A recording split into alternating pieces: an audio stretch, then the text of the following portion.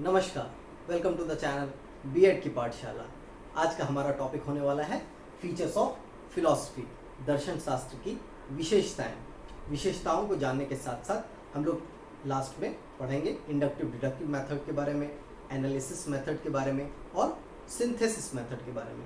Start करने से पहले मैं एक रिक्वेस्ट कर दूं, अगर वीडियो आपको हेल्पफुल लगे तो वीडियो को लाइक करें, शेयर करें, चैनल को सब्सक्राइब करें और अगर आपको कोई क्वेश्चन अराइज होता है तो आप वीडियो के कमेंट सेक्शन में पूछ सकते हैं, आपको रिप्लाई किया जाएगा। तो चलिए शुरू करते हैं। फीचर्स ऑफ फिलॉसफी, दर्शन शास्त्र की विशेषताएं।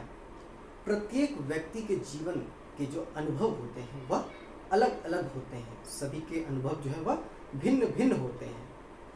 हर मनुष्य अपने जीवन में कहा जाए तो डे टू डे लाइफ में अलग अलग एक्टिविटीज़ को एक्सपीरियंस करता है। उससे यह समझ में आता है कि हर व्यक्ति की जो फिलॉसफी है, हर व्यक्ति का जो दर्शन है वह अलग अलग होगा ही होगा। मतलब हर किसी के सोचने का जो एक नज़रिया है या सोचने का जो एक तरीका है वह एक नहीं होगा। सोचने का तरीका भिन्न भिन्न होगा। लोग हो सकता है किसी व्यक्ति के बारे में या किसी व्यक्ति के लिए जो चीज़ें अच्छी हो सकता है वही चीज़ें दूसरी व्यक्ति के लिए बुरी हो। इससे हमें यह समझ में आता है कि जो सोचने का दायरा है या जो सोचने की क्षमता है वह हर व्यक्ति में अलग अलग होती है। पहला पॉइंट है, these are based on the circumstances and experiences of the individuals.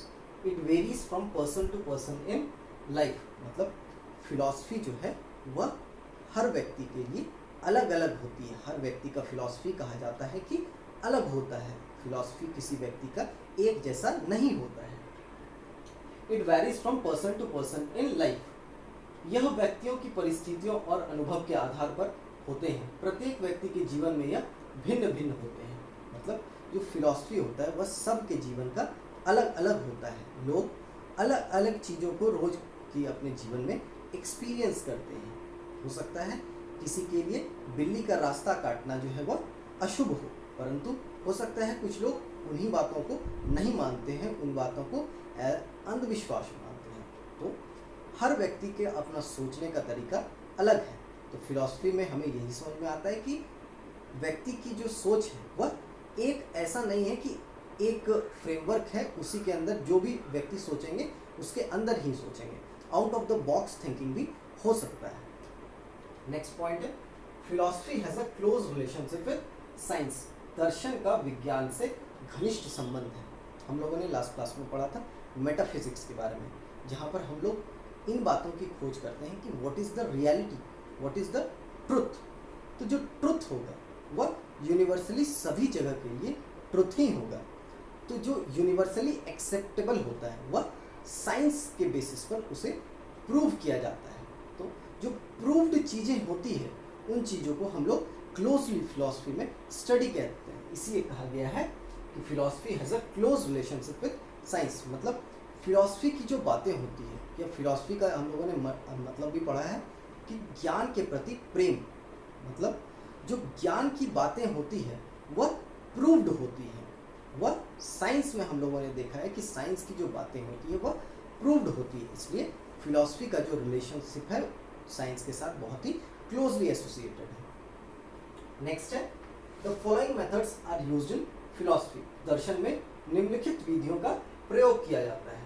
पहला विधि है डिडक्टिव मेथड, निगमन विधि। निगमन विधि क्या होता है? Rule two example.